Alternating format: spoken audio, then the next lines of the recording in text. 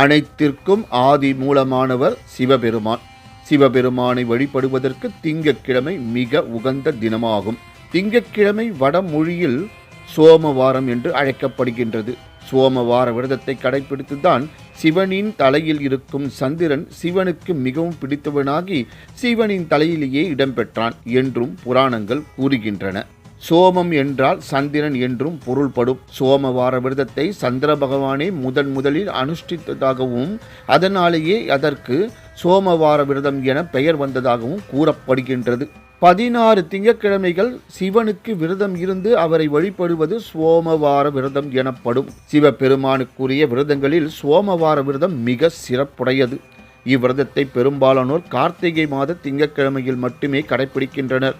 ஆனால் இவ்விரதத்தை எல்லா திங்கட்கிழமைகளிலும் கடைபிடிக்கலாம். சோமவார விரதத்தை எப்படி கடைபிடிப்பது? சோமவார விரதத்தை